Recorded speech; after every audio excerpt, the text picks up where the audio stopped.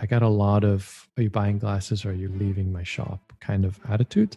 Mhm. And then I started researching more into like what causes this. Your eyes are not broken. We can get into that more, but there's actually no real deficiency or illness or anything like that. They get misaligned basically. And so I came up with this theory that you could realign them because there's a mechanism built into your eye to Hmm. adjust itself. Almost like a camera, how you can unfocus it. Is it similar to that, where some people just, when they're born or younger age, the focus just happens to be off? So you got to, whatever that process is. When you're born, you're actually hyperopic. It's the opposite of myopic. You can't see clearly up close. All babies. Right. All You babies. kind of see babies have that little dazed look to them because they're just, Right. they're focusing to the world. Yeah. It's kind of cute, Yeah. but it is. And the eyeball is too short, right? So that you're born with an eyeball that's too short and you can't see clear up close. And there's a mechanism built into the eye that works your whole entire life. Eye's like a fluid-filled ball. It's never perfectly round. So there's a mechanism built in that adjusts the length of the eye. I've read your comments, and there are 3 of them that I just wanted to read real quick. It didn't take me long to find them. I think this was one of your more recent videos. So I'm going to share this with the audience, and you can reflect on it as I do that. But one commenter says, I've been doing active focus for nearly 3 years now. Big improvements. I used to wear glasses all the time. Don't have to wear glasses much at all anymore. Another guy chimes in, very upfront. Jake deserves a Nobel Prize. And then the third guy says, you're a legend, Jake. Not many people have the courage to stand up to optometry. 20 years ago, and that was the end of the quote. 20 years ago, though, did you have the slightest intuition that you would grow this community into what you have today?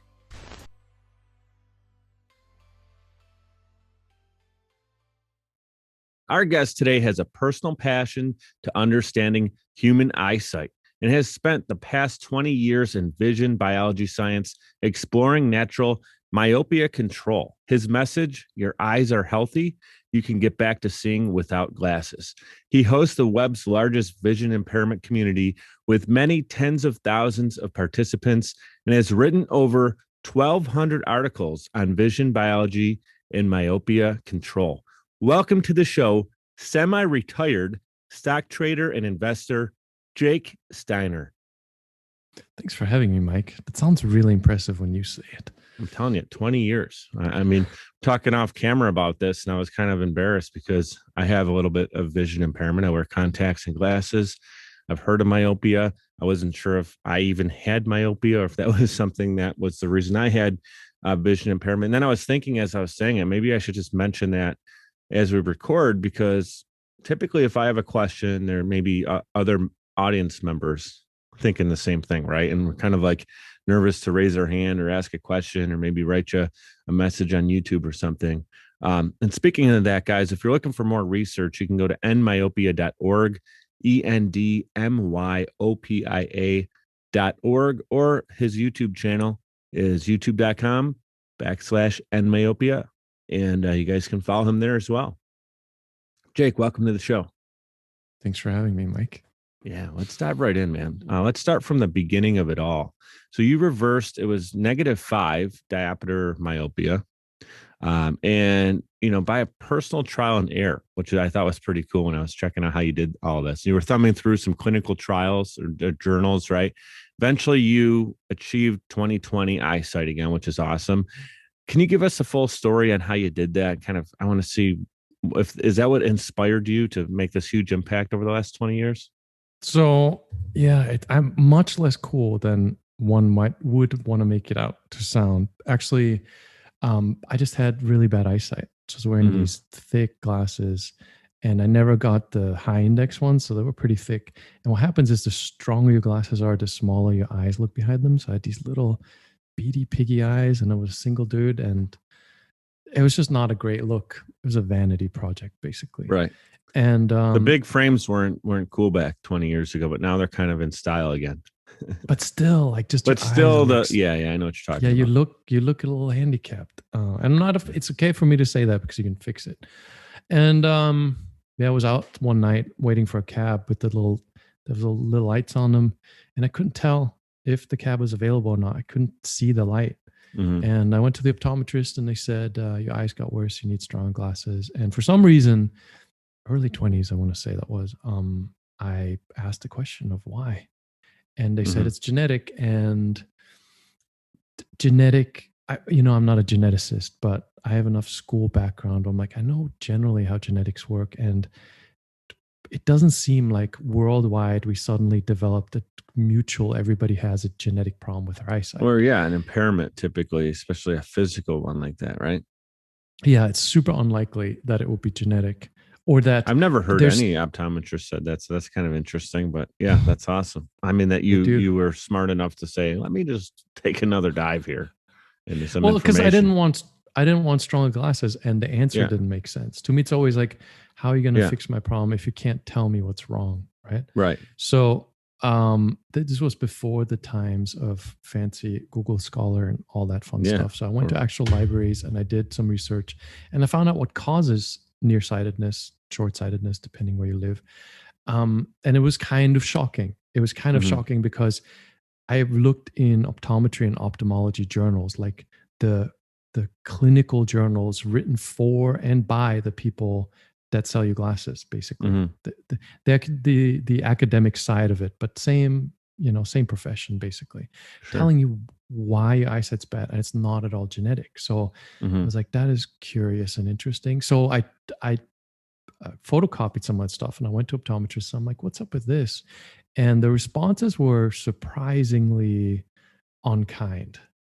Like, I got a lot of, are you buying glasses or are you leaving my shop kind of attitude. And then I started researching more into like, what causes this? Your eyes are not broken. We can get into that more, but there's actually no real deficiency or illness or anything like that. They get misaligned, basically. And so I came up with this theory that you could realign them because there's a mechanism built into your eye to adjust itself, right? And so even like in young children who might, you see some kids are 2 years old and they have glasses. So is that just that whatever set it off? Like if there's like a almost like a camera, how you can unfocus it? Is it similar to that, where some people just, when they're born or younger age, the focus just happens to be off? So you got to, whatever that process is. So there are exceptions, right? Like, I'm talking about what happens in most cases. Most cases. Most cases are what, like -2, -5 range? I mean, most cases, as far as people needing to wear glasses, there are definitely situations where something's wrong with somebody's eyes. Otherwise, rare though, right? If you're dealing with a 2-year-old with glasses, today, the problem is usually called an iPad. Parents have the kids be on an iPad at kids' arm's length distance. Babysitting. I can explain how that happens. Yeah, it's basically, there's a circular muscle in your eye. Super cool. There's a lens in the front of the eye that's a flexible piece that reshapes like a camera lens, but it moves flexibly. And there's a round muscle around it. The muscle tightens up for close-up, so it like bulges the lens. And the closer you look at something, the tighter that muscle is. So if a 2-year-old is playing an iPad, arms are really short, that muscle gets super tight. And what happens after you do that for so long, that muscle gets stuck. So now the child's eye is stuck in close-up mode. It's not broken or something wrong with it, but now kid is squinting. Mom is worried, takes the kid to the optometrist. Optometrist said kid needs glasses. Yeah, even though it's a muscle spasm. So new client. That's what happens with a lot of 2-year-olds. And then when you're born, you're actually hyperopic. It's the opposite of myopic. You can't see clearly up close. All babies. Right. All babies. You kind of see babies have that little dazed look to them because they're just they're focusing to the world. Yeah, it's kind of cute, but it is. And the eyeball is too short, right? So that you're born with an eyeball that's too short and you can't see clear up close. And there's a mechanism built into the eye that works your whole entire life. Eye is like a fluid-filled ball. It's never perfectly round. So there's a mechanism built in that adjusts the length of the eye. And when you're a baby, it's too short and it slowly elongates till it's the right length. And then throughout your life, it continually readjusts, and glasses throw off that adjustment. It reminds me a lot of the focus of a camera, because if you're too far one way, it's going to be blurry. And if you're right in the middle, it's good. And if it's too far to the right, you're going to be blurry again. So it's just like the eyeball. If it's too close, you're blurred out. And if it goes past where the sweet spot is, then you have an issue, not an issue, but it needs to be corrected as well. So you went into this kind of this process of figuring out something didn't sound right. Right. So I know like you listed it out as kind of the three steps are first, you got to understand it. Then you need to control it. And then you eventually reverse it. Can you walk us through kind of the progression in greater detail? You mentioned a little bit of understanding it. You're doing your own research, but then if you want to elaborate more on that so people can understand what you're doing, and then how do you control it and then eventually reverse it? Yeah. So the first thing, and I'm not a doctor, right? Like, and Sure. unfortunately, for the most part, you can't go to a doctor and get great answers to this. Yeah. I'd That rather should be a have huge. your layman's term version than something that's going to be over 95% of the audience's head. Yeah, but so the problem is with this, it's a huge red flag, right? Like I'm Mm-hmm. some dude on the internet, right? Like I don't have qualifications, so I always recommend people do some research, just as a good Yeah. habit. Well, Every yeah. time you find something online where you go, well, that's sounds too good Mm-hmm. to be true. Find out, is this guy crazy, right? So Mm-hmm. scholar.google.com is my favorite resource because unlike regular Google, Mm-hmm. Google Scholar just gives you clinical research. If you just want to Okay. find science on something, peer reviewed published science, you go to scholar.google.com, whatever you're searching for. That's great to Doesn't know. mean it doesn't mean you're finding the truth necessarily, but you're finding clinical research that was peer reviewed It's got a little and more is, validity to it than just your Wikipedia that'll show up on a regular Google search. Yeah. yeah. And it's not people like me who are making giant promises, right? So it's starting point. And if you type in pseudomyopia, pseudo myopia, Mm-hmm. meaning pseudo, like not real, you're Sure. going to get tens of thousands of search results Mm-hmm. telling you what I said basically is the muscle stuck. Mm-hmm. Another term is near induced transient myopia. You don't need to go too deep, but you can find out that whatever the optometrist is telling you is not what science understands is going on. Right? Yeah. Like super important. There's a Yeah, diversion there. It seems like, yeah.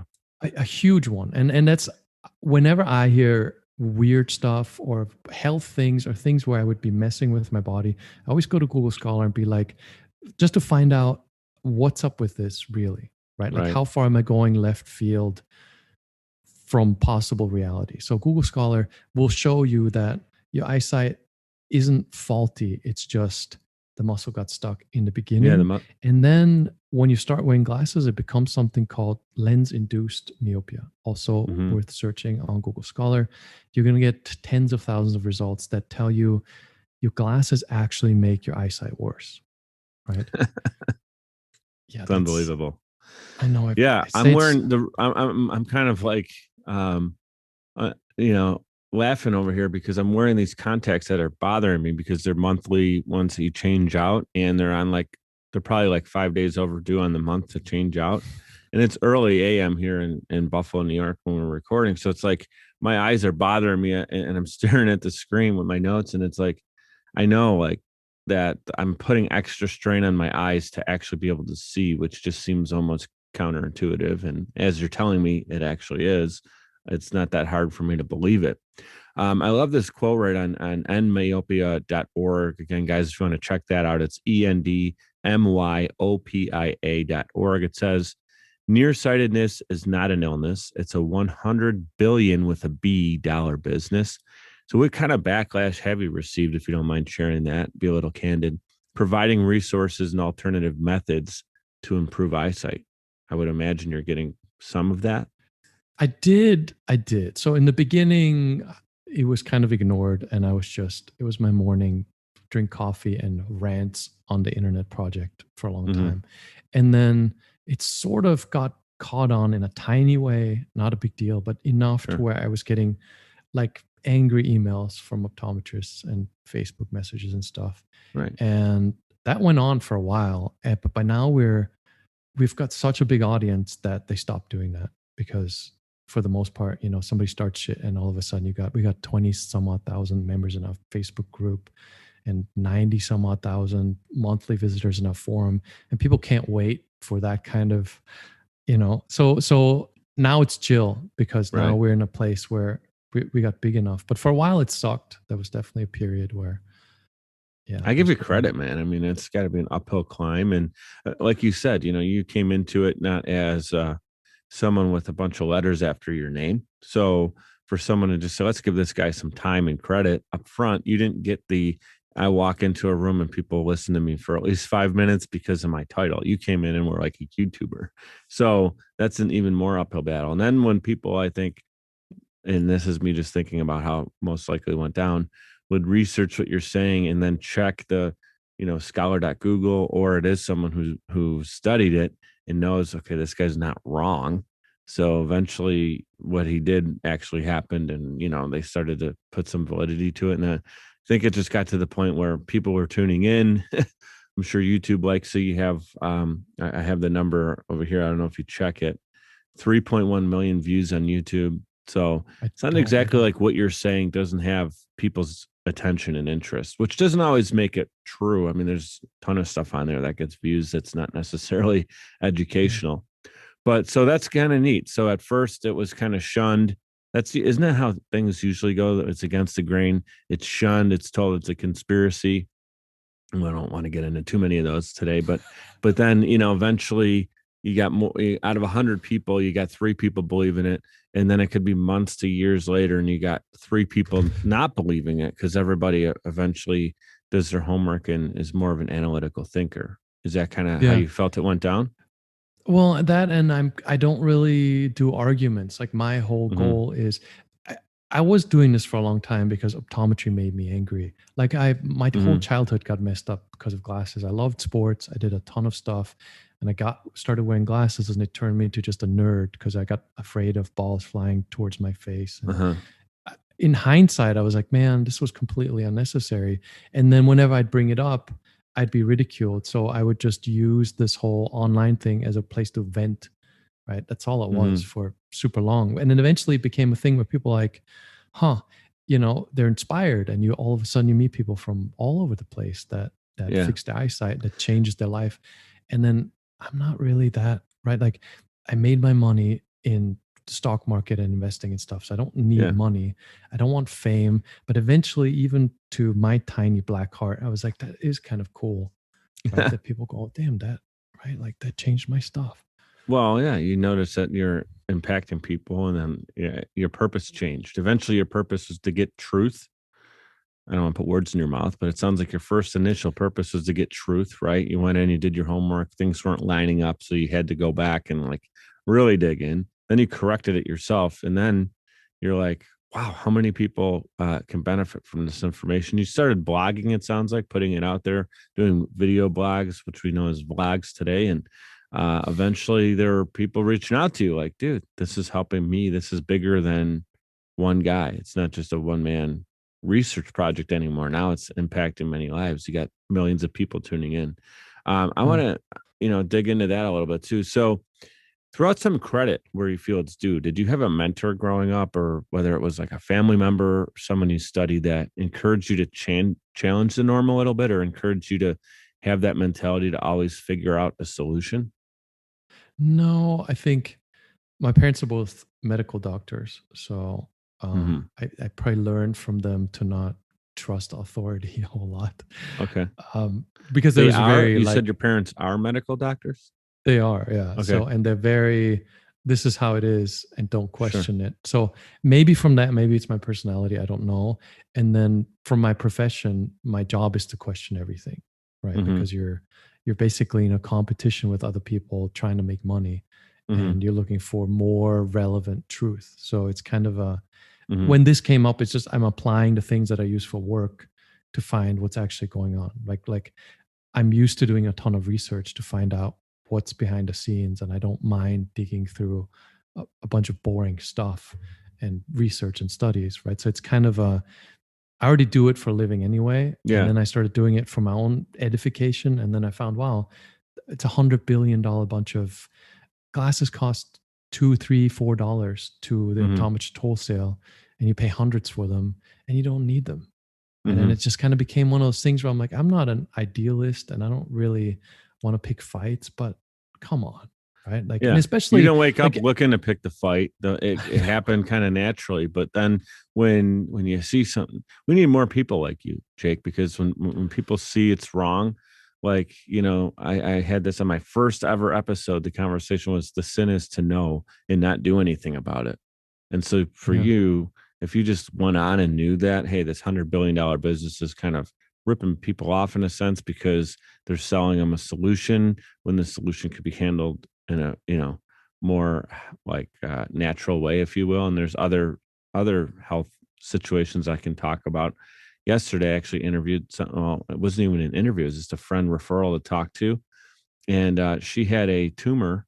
She had colon cancer. And the second she found out, imagine like walking into your doctor, regular checkup, and they say, hey, we got to let you know that, just want to let you know that you have colon cancer. And then it wasn't like, hey, talk to your family, we're going to figure out a game plan. They literally were bringing her over to the other department to like schedule surgery and schedule treatments and just get the thing going and sign some paperwork. And she was like, guys, I need to take some time. And they were really giving her a hard time to, to think about it or to even live in the moment. So they just wanted to like, hey, I'm going to take you over to my referral source who does the chemo treatments, and this is the medicine you'll be on like right away. So she actually left the hospital just like, guys, I'll call you to reschedule or to schedule all of that eventually. So she went home, did some research, had a couple family members. One person had cancer as an aunt who did all the treatments, the chemo and everything, and actually ended up passing away. And she had an uncle who was more of like a holistic, try to handle things naturally. He also had cancer. I forget what kind, but he ended up, he didn't know. See, he was loosey goosey about it. Like, I'm just gonna, if I fall over tomorrow and die, then I do. Right. But the thing is, she knew that he was still around 20 years after cancer by just being healthy and happy. And he didn't really go to the doctor. He just kind of handled things more through food, right? Through nature. And he was kind of like, maybe sounds like a hippie mentality of, if tomorrow's my day, it's my day, but I'm just going to handle my stuff. Right. So she saw that he was still going, and, and the family member who got more that went the medical route didn't make it. Now she knew that it's not an end all be all situation, that just because these two situations happen, that if I go this way, I'm guaranteed. And if I go that way, it's guaranteed not to work. She was smarter than that. Life isn't in a vacuum like that. Right. But she said, I want to do some research like you did. Right. And she went and did that. And she said, hey, how long has this thing been growing to be this size? And they said, that looks like it's about 2 years of growth. She's like, so you're rushing me in, like, to do treatments today or tomorrow or whenever you want to get the scheduled. And it's taken this long for it to get to that size. Can you guys just give me 1 week? So she finally got like them to cool off for a second. Then she thought about it. She's like, you know what? I don't know when my end date is on this thing. Let me see what I can do. So she just goes to improving her health, fitness, what she's eating, her diet. She researched like the cleanest eating. She did that. I don't know if it was a year or a couple of years. And she just happened to go back like for that checkup. She thought, it could be the same situation. And then she may have said yes to it all. Right. But she at least wanted to say, I tried to do it this way. She went back into that evaluation. It was completely gone. Completely gone. And she said one doctor was like high-fiving, like so excited. But the main doctor was real quiet and just said, well, there's some other things we got to still evaluate. He just totally blew it off like it was no big deal. And this woman just like eliminated a cancerous tumor that was 2 years of growth. And he just blew it off like he didn't want to acknowledge that it actually happened. So I just wanted to get that out to the world, knowing that this isn't only eyesight. There's other things. And Jake and I are not saying don't listen to your doctor or your optometrist completely, but think for yourself. If someone's telling you something, your first opinion medically, get a second or third. And then also, even if those three don't seem right, 3 or 4, go to scholar.google.com, do some of your own research and see kind of what's making sense to your judgment, right? Yeah. Yeah. And I got one really short one to that because my thing is I don't have a position, right? Like I'm not for or against medicine. Yeah. I think take a look. Like I had a conversation with dude, Ivor Cummins, brilliant guy. I was on his podcast forever ago talking about eyesight, but he was really into heart health, right? And he told me about this thing called coronary artery calcification scan. I'm like, good, I never heard of this. And I go every year, I get a checkup. And because I made too much money stock trading, I go to the fanciest place.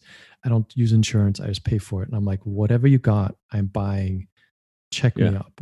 So it's Right. not I do on that the every year. plan. Like you don't get this level of service because your plan will provide that. You're just like, I want the best. All of it. All of it. Right. And I'm almost 50. So it's like, right. Like, I just want to know. And I'm kind of a nerd. So I'm like, just give me all of it. I never heard of this. I'm like, what is this? And apparently, this is some crazy shit where the reason you die from a heart attack, and I'm misquoting, I'm sure, all kinds of stuff here, but your arteries calcify. Right. So the calcium builds up on the arteries, the stuff happens, you get a heart attack, you die. Sure. You can 3D scan the heart to see if there's calcium in the arteries and how much. And it's this crazy machine. Like I went to the same hospital. I'm like, I want one of these scans. And they're like, sure. Never told me before they had this machine. And it's millions of dollars, the thing costs. And it's like it's a spinning x-ray. It looks like something out of Star Trek. You lay on this bed and this x-ray spins around you just a bazillion times. And it 3D scans your heart in like 300 or 600 slices. And then you go see the cardiologist who's got this 3D scan of your heart, and it shows all the arteries and if there's calcification. And from that, you know exactly if you're going to die of a heart attack or not. So I guess my long story point to this is that is mainstream medicine, right? Like they have those high-end machines. Doesn't mean anybody's going to tell you about it. Yeah. Right. So I'm like, there's cool stuff, but don't count on people to be helpful without you doing some investigating. Yeah. And I mean, look, it is a business, right? We're not, and you and I are, the reason I wanted to do this show wasn't to bash optometry or the medical field, but you know, we have to realize that is a business, and a lot of times the medicinal route is what's paying the bills and not everything else. So they're typically going to lean that way, right? And then you talk to someone who's like a holistic coach who sells bottles of their product, and they're going to tell you their product's the way to go and don't go that way. So, you know, usually the truth lies somewhere in the middle, right? And the woman I was talking to said, yeah, if I got hit by a car, take me to the hospital. I'm in an emergency situation, you know, whatever you need to do it in that situation. But with this is a growth. It grew. I want to see if I can have it minimized, right? Yeah. And she was right. She was spot on, which is like, you know, I just was like, you know, I'm in tears yesterday just hearing her story. And now she's actually helping other people, kind of similar to yourself, with doing content to get it out there. So what we're going to do is we're going to take a quick time out for our sponsor. When we return, we're going to learn more from Jake Steiner. We'll be right back. Podcasting is a great way to engage with your audience and stay consistently relevant. The only problem is you don't have the time or desire to produce your own show. You simply want it done for you, and that's where Social Chameleon comes in. All you need to do is press record and upload the files. We'll handle the rest. From planning, production, post-production, distribution, and digital marketing, we have you covered. We realize that times are tough and funds are tight, and Social Chameleon believes in building supportive business relationships. By clicking on the link in this promo, we'll provide you 7 free podcasting tips to get started, as well as a free 30-minute online consultation. This is the perfect opportunity for entrepreneurs, keynote speakers, industry experts, influencers, and anybody who has a personal brand. With Social Chameleon, we help you build a brand that is out of this world. We're ready and waiting, so what are you waiting for? Click on the link to get started today. All right, we're back in action with Jake Steiner, and you guys can learn more about him and his story, endmyopia.org. And also check out his popular YouTube channel, mentioned it a couple times right here. All the links will be clickable in the show notes, whether you're watching this on YouTube, listening on Apple, Spotify, iHeart, Amazon, wherever you guys love to listen to your podcast. You can click right through to that. And just a great conversation here with Jake, who I have to share this. I learned off camera that he's originally from Germany, born in Germany, and he speaks better English, I feel, than most people, including myself. He's very articulate. He's laughing, but it's true. I mean, you got this like cool, calm, and collect English demeanor behind you. The town that you grew up in, were there a lot of English speaking folks, or is that something you developed later on? I traveled, and Yeah. as you travel, everybody speaks English, and Yeah. I like languages and words. Yeah. Yeah. It's incredible, man. There you go. It just goes to show you if you focus on something and you learn it, you can really master it. So this is cool. Let's take a step back. Looking at your YouTube comments, I don't know how often you dive in there, and I know you're not the kind of guy that's looking for a pat on the back, but I've read your comments, and there are 3 of them that I just wanted to read real quick. It didn't take me long to find them. I think this was one of your more recent videos. So I'm going to share this with the audience, and you can reflect on it as I do that. But one commenter says, I've been doing active focus for nearly 3 years now. Big improvements. I used to wear glasses all the time. Don't have to wear glasses much at all anymore. Another guy chimes in, very upfront. Jake deserves a Nobel Prize. And then the third guy says, you're a legend, Jake. Not many people have the courage to stand up to optometry.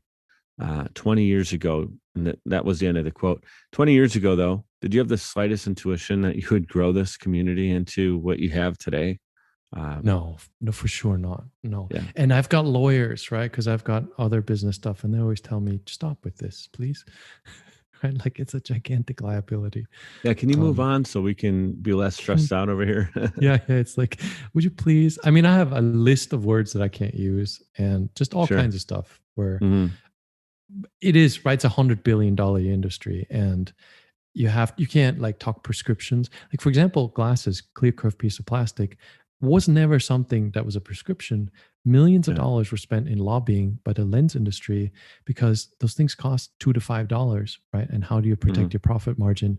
Having to go to somebody that is going to sell it through the channel at the price, right? So all these things, you got to be super careful because it is business, right? And as long as we're toning it down and we're not getting crazy with it, it's okay. But it's definitely not right. Like, there's a really large media outlet that asked me to do a documentary, huge one, and they were hounding me for a while, but I'm like, there's no way, right? Like, mainstream, like, I don't want that target on my back right now. You can find it. The point is, if you want answers, you can find them, but I'm not putting it in anybody's face who didn't ask.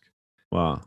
That's Right. interesting. Yeah. I mean, it's all there though. I mean, we're talking YouTube. It's not like it's that hard for someone to find. So you can still help them out through your messaging, through your channels and your blog and your website's full of information.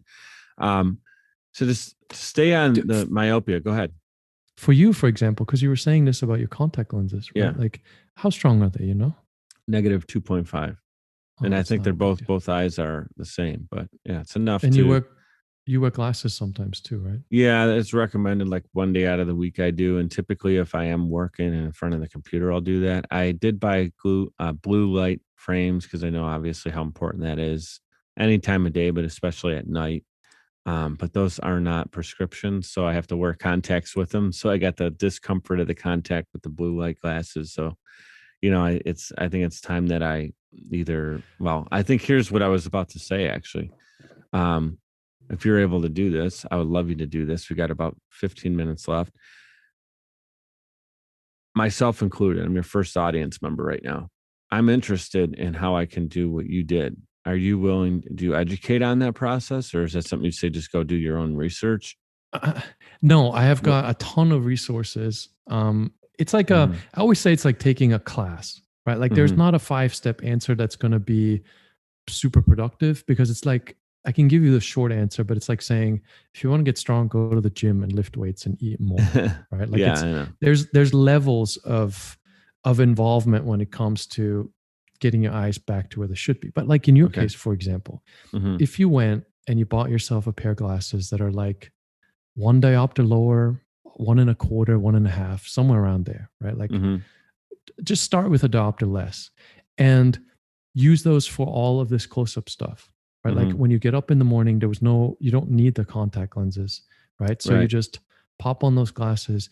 They only let you see clearly to screen distance. So you're taking away a ton of eye strain. Like, a lot of the eye strain that you're getting right now is those contact lenses are tuned for distance vision. So you're like, they're pushing the light back further in your eyes than you want or need it. And it's creating a ton of strain, right? So you buy yourself a pair of glasses, a diopter, 1.25 diopter lower. And then in the morning, don't wear anything stronger first. Just go without glasses for a bit, like 20 minutes. because -2, you're still fine. I mean, you can. No, I could get around the house easily, but it's the street signs and it's the distance. Just around the house. Don't leave the house. Like first 20 minutes when you get up, like don't immediately pop in contacts. Right. Appreciate your vision for its limits, right? And then you have these lower diopter glasses. So that for me would be what, -1.25, -1.5, somewhere in there. Somewhere in there, yeah. Get those. Nothing fancy. CR39 buy them online. They're cheap. They're going to be $20, right? And those will be able to help me see my computer screen or a book in front of me. Exactly. But I still will struggle to see 100 feet in front of me. Whenever you go to that distance, pop in the contact lenses or your regular glasses. But in the morning, start out with nothing, right? Like give yourself a little time to go. I usually do. I usually do. And then when you sit in front of the computer, put on the lower diopter glasses. The thing is, if you do that for a month and you do it consistently, like you don't wear full power distance lenses in front of your computer, if you do it after that, you're going to feel dizzy and nauseous and really uncomfortable because it's super strenuous. You're just used to it right now. Yeah. Right. So if you undo this habituation to the strain, you're going to feel a massive difference. And it's just going to be nice to go 1.25 diopters for your computer stuff. The other thing that happens is your contact lenses float on the tear fluid in your eyes. Right. And they need the tear fluid to float, but you also need the tear fluid for all kinds of other stuff for your eyes. And when you're staring at a screen, your blink rate is reduced. So by a factor of about 5, right? So you blink 5 times less when you're staring at a screen than you would normally be doing. And now I'm thinking about it. Now I'm finding myself blinking. Yeah. And blinking is what delivers tear fluid to the front of your eyes. So you're reducing your blink rate. You're staring at a screen. Your eyes are drying out. Now the contacts are kind of rubbing or close to rubbing, and they're way overpowered. So all that strain you're feeling is a combination of physically your eyes are drier than they should be. Yeah, man. By the end of the night, I feel like if people have ever been close to a bonfire, the feeling of that little eye burn you get. And that's how it feels like after 8 o'clock when I'm wearing my contacts, and I'm usually up by 8, looking at devices around 8:39. I try to have that first half hour be, when I'm getting ready and stuff. Even before that, not really try to not check my phone, so it's not running my day. And kind of the first hour is typically trying to get ready, and then like once I'm in front, that's when I pop the contacts in, just like you were saying. But yeah, typically I'm working at 10, 12, sometimes longer days. Running my business. So that's on top of it. It's not even the regular eye strain. It's length of time too. Yeah. It'll make a super big difference. It'll take a month or so to kind of work out a different habit. In the beginning, you got to be kind of vigilant about it because you're used to another way. But if you get yourself to not at all wear the distance correction for close-up, in a month, I'm not saying you won't be able to, but it'll be significantly uncomfortable. So if I understand, because you literally need to break it down sometimes for me. So if I'm going out into the world, right, driving a car, doing something like that, then have the long distance corrective lenses on. But if I'm in an office environment, reading a book, writing an email, doing an interview like this, and I only need to see within 4 to 5 feet, if that, use those -1.5s that I need to get. You said maybe $20-$30 in that environment, just part of the day. Or if I sometimes I'm at the office all day, would I be able to use those all day? Or ideally you would never use distance correction for close-up to get rid of that accumulated strain that you can't tell anymore. I got another trick. If you have to wear contacts, is you can get reading glasses. If you get a reading glasses that are plus 1.25 diopters, it does the opposite. You throw those on top of your contacts, it reduces your diopters by that amount. Right. So if you want to, right, if you want to be tricky about it, because ideally the goal would be to never wear distance correction for close-up to get yourself back to a place where you can feel that strain. Yeah, because it's doing extra, like you're saying. It's even limiting the proper eye. I don't want to even get into it because I'm going to misspeak, but like you were saying, it's the light reflection and stuff. Everything is really impacted because it's correcting for long distance, even when it doesn't need to. Yeah, and that's what you saying. don't want. Yeah. That's the first step, is get rid of that. That's crazy, man. And it takes, like I said, like it takes a little bit of habit adjustment, but once you're there and it's automatic, you're halfway there. Like as long as you're wearing distance glasses for close up, you're kind of screwed. Getting rid of that, getting rid of a lot of the eye strain, half the battle, right? So then give that a month or two just to let it sink in. You get used to it. You start noticing, because you can see clearly to your screen, like, I don't know, 60, 70 centimeters, depending on the lighting, depending on your diet, depending on a bunch of stuff. You're going to start noticing you can be a little further from the screen right now, but then at night in crappy lighting, you need to be a little bit closer. So you build this awareness how your eyes are not always the same, right? Like if you're stressed or you didn't sleep well, you got to be closer to the screen. Then you take a month or two to build that, like, this changes, right? And then whenever, no rush, whenever you're like thoroughly aware of how your eyes work, then you can reduce the distance glasses a little tiny bit, like a quarter diopter. Like if you're minus 2.5 now, you go down to minus 2.25, just like a tiny reduction. I'm 35 years old. So if I do what you're talking about, there's a good chance that there could be a time when I don't need glasses without 2 years. Okay. I'm doing it. I'm going to mark it down. This thing is being recorded. It's going to come out. I don't know exactly what episode number this is yet, but I'm doing what you're telling me, man. I'm going to do it. So what happens is I'll be my own case study. Yeah, there you go. 3 to 4 months, every 3 to 4 months, ideally you can reduce a quarter diopter. Is normal, right? Depends on habits and how much you get outside and how much you get away from stupid screens. But that's easily accomplishable. So a year from now, you should be low enough to where you don't need any glasses for your close-up. So all of this, like minus 1.25 for your close-up, a year from now, you can forget about it. Wow. And you're only going to need glasses for distance, right? And once you're down to that point where it's like 1.25 or 1.25 diopters that you need for distance, you skip contacts, you just wear glasses, and you just put them on when you need them. And in the beginning, it'll be all the time. And then eventually, if you go for an outdoor walk, you're not driving, you're somewhere familiar, it's sunny, you'll notice. Is it pretty easy to buy sunglasses that have whatever adapter you need? Or is that something I would have to go in and online? Some optometrists, it's there. If you find an optometrist is cool, right? Like there are a fair amount of them, but it's also kind of a social engineering project where you got to be like, hey, I'm not getting you in trouble, and right, like I'm a good customer. If I went in and did like my annual test and they see that I don't have to tell them necessarily what I'm doing or what the goal is, but if they see that I'm at whatever it is, maybe negative 1.25, and I could say I'd like to buy sunglasses with that lens, are you saying that would be okay to do or recommended? Yeah, for sure. Cool.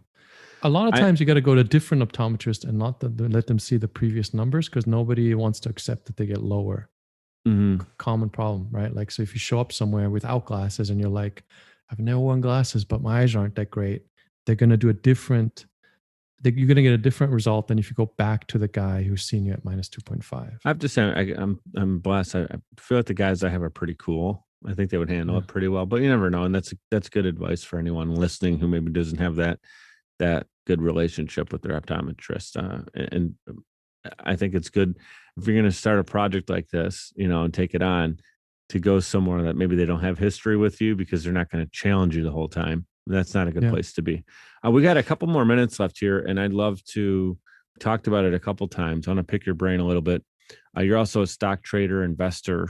And I just want to know real quick how that began, because I don't know if you studied that for a long time first before getting into it. If someone listening is interested in getting started in trading and investing, what are some actionable steps that you suggest? Don't do it. I love it. It's gambling. It's freaking gambling. I worked for a bank. So my start was, I was in banking, and my childhood best friend was in investment banking, and I fell into institutional trading circles, right? Mm-hmm. Like if you're a retail, like Robinhood investor, dude, you are playing casino, and the house is the institutional investor. Like whenever you're buying a stock, you're only buying it because somebody's selling it. And the guy who's selling it probably knows a lot more about what's going on. Yeah. So I'm not saying, like, this is not a right? Like, well, you don't if do it you with and the I are, money you need for groceries, right? You would do it you for, well, don't. if you could save like $100 a week, maybe, and that's just something to play with eventually, or is that just not even enough money worth getting into? I wouldn't. I mean, I don't want to get shit for this because I'm not right. Like, I wouldn't recommend it. If you and I are just Okay. friends and we've been friends Yeah. for the last 10 years and you go, I heard about all this Robinhood stuff and Yeah. people YOLOing options, I'd be like, don't, or just give me the money, right? Yeah. And then pretend it's gone for a while and then I'll give it back to you because that's what's gonna happen. Yeah. It's literally gambling, right? Like, Mhm. everything is priced as well as the best analysts can understand it, right? And Mhm. you hear these stories of somebody who made a bunch of money and blah, but those are like the stories you hear from the casino, right? Like, it's not, Mhm. in my personal opinion, it's maybe, right? Like, maybe, like, if I Mhm. had to, if you put a gun to my head and said I will trade something, then I would say maybe crypto, because it's still, Yeah. it's not infested by institutions and it's not that sophisticated yet. You could possibly make money doing it. Mhm. I invest in businesses, right? And I think the returns are much more reliable. If you find a business that you can partner up with or invest in that just needs money, that has something that works, that you Mhm. just need scale, you know what I mean? Like, you've got X amount of money and you see a thing that they're making widgets and they would make more widgets if they had more money. Mhm. I would put money in that, right? Because Right. that's, you can make 20-30%, your risk is manageable, you know what's going on, you can understand the process, you have much better chances than, Yeah, you're more involved with the outcome, where the right. other stuff is like r- roulette table, where you just roll it and hope the ball lands on your color. You know, Yeah, I I mean, get it, man. you're like, and again, like, every time you're buying a thing, it's because somebody's selling a thing, and the person who's selling the thing is probably an institution, right? Mhm. Who's got just a huge amount of knowledge and probably insider knowledge and just analysis of a very detailed understanding of what they're doing. And on the other side is a bunch of dudes YOLOing because they're on Wall Street bets. And, Mhm. Or they read about it on Twitter. yeah, We're at right. the Like, top of it's the not, hour. Do you have to run? Do you have a minute for one or two more questions? I do have a minute. All Sure. right, cool. I just had someone cancel at the top, so I'm good for a few minutes here. Uh, so entrepreneurs, who many of my audience members are entrepreneurs, the mission of my show is to help inspire them in some way to, if they're questioning, should they move forward, through positive stories of other entrepreneurs, to give them that encouragement to go forward and believe in their dream. So a lot of times, and I'm going to correct that and say, every entrepreneur I know has dealt with some form of adversity, right? You've gone through correcting your vision, as we talked about here. Can you share some of the other tests in life that you've faced and how you managed to bounce back? Um, I fail at most things Hmm. pretty consistently. And I just take everything as a learning experience, right? Hmm. Like, and speaking of entrepreneurs, I deal a lot with entrepreneurs, a lot, right? Because since I got out of trading mostly, I invest in people's businesses, Yeah, just, things I believe in, things I like, not trying to get rich off of anything. But I think sure. if you do what you say you're going to do, right? Hmm. And you allow yourself to fail and you allow yourself to learn from failure, but most importantly, you do what you say you're going to do, you will be successful, right? Hmm. Because I deal with so many people and I'm telling you, the most significant failure that I run into all the time is people going, I'm going to deliver X and then not deliver X. Yeah, Right. Like, and I always say it, if that's all you're going to do is you set the bar, it doesn't have to be high, but you say you're going to deliver X and you deliver it, you're going to already be successful. right, Right. right. It's going to take longer than you think and you're going to learn more things the hard way than you think, but you will be fine because most people out there don't deliver on their promises. Yeah, I think that's awesome. So tell me if I understand this correctly. What you're saying is what someone can control, because obviously you can say you're going to do X and maybe someone falls a little short of the target. That's different than what you're saying. You're saying making a promise and keeping it to Yeah. yourself, which is actually what builds up confidence, right? If someone says, I'm going to work out Monday morning, like you hear a lot of people start all their diet plans and workouts on Monday, then it's Tuesday and they're like, well, I'm going to start next Monday. Then that's what you're talking about. But in business, it's different. I'm going to tell this investor that we're going to do this thing because it sounds good on paper. And then that you don't do it and you look at them and you're like, you dropped the ball on that one promise. How can I trust you with anything else? Correct. And yourself. And when you say fall short, don't fall short. Yeah. Yeah. Right. Like if you're worried that you're going to fall short, set the bar a little bit lower. Right. But don't. Because I mean, like literally there's 20, 30, 40 different deals that in any given year happen. And the number one thing where I'm like, this fails because I thought I was going to do this and I didn't. You know what I mean? Yeah. Like, it's an action item that didn't happen. And then there are things that happen that are out of your control, but that's part of the exercise to go, well, then maybe I don't sleep, or what is the other option to get this, like. But you're not going to fail because you didn't do the thing, is my point. Right. So like, right. There's a quote, and I not that the world needs another cute Instagram quote, but this one actually is like a really good one. It's you either win or you'll learn, right? And the people who have tried and failed the most times are typically the most successful because they're not a try once, fail and give up mentality. They're a try and learn from it, correct what needs to be corrected, go at it again, make more adjustments. So the failure is strength. Failure isn't the end story. It's part of the build up of the result you're looking to achieve. There's no guarantee that you'll get it, right? But your chances are getting greater as you continue to learn and grow. And the point is you don't give up. Yeah. And you're gonna, and fail is an interesting word. Like you will quote unquote fail, right? And you're gonna learn stuff. And it's just like you're gonna learn stuff till it works. Right. And I mean, I've lived in my car before, and I was just like, I'm saving that money to pay for people who have the skills that I need. And that's just what it is. Right. Yeah. Like it's just, and the other problem, I think today we live in this weird Instagram world where there's these, 17-year-old with Lamborghinis selling you on their dream. Like that's how they make money, is pitching you can be successful. That's really the wrong expectation. You know what I mean? Like you're going to start somewhere and the next 2 years, you're going to make nothing. Like how do you live? How do you set your overhead to where you can survive on nothing and still be fine and still be working on your stuff? And it'll eventually come around, but right, like it's probably not going to be crypto Lamborghinis next year.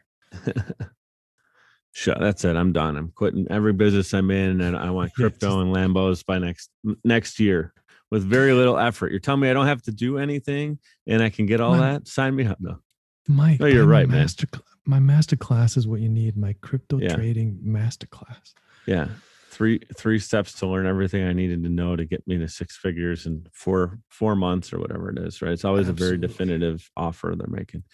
Yeah. I'm not shooting all those down. I know some of them are valid, but again, the biggest takeaway I would say that I learned from you today, and I'm saying out loud as I'm thinking it, is do your homework, do your research. If it doesn't look right and doesn't smell right, just look into it, see why. Find out the why. Let's talk about people's why in business. Why they do what they do is one of the most powerful things you can evaluate. That's your purpose.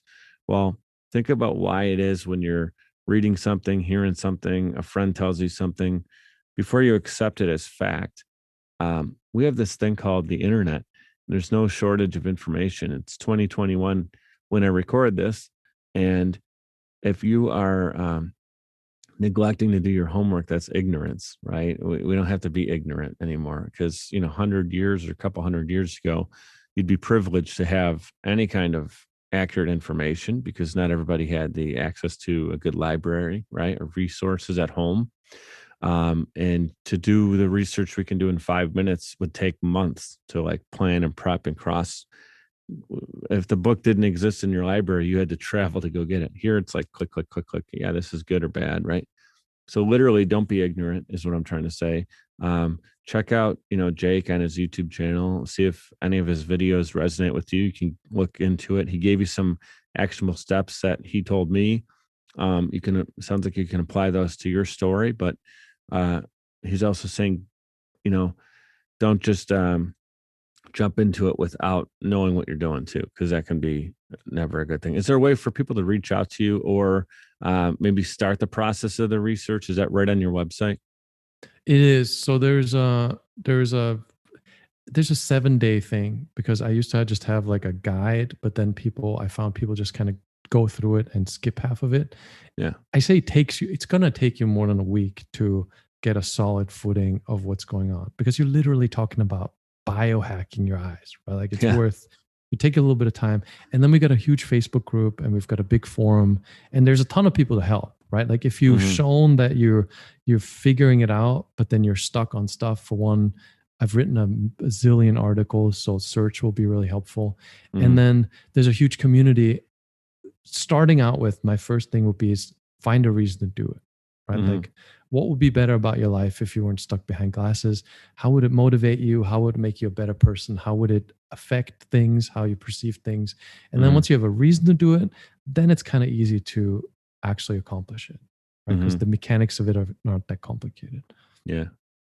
We talked about the mission of the show, and thank you for sharing that. This has been awesome, man. This has been one of my favorite interviews because it's, I got a ton of notes and it's something that I could apply to myself. I think many people listening, I don't know what the percentage is. Do you have an idea of how many people on the planet? There's 7.4 billion people. How many people wear corrective lenses? Do you have a rough idea? It depends on the area. In places like Hong Kong and Singapore, over 90% of school-age children wear glasses. Yeah, that's crazy. 90%. In the US, it's something like between 30 and 40, I think. So it depends on the country.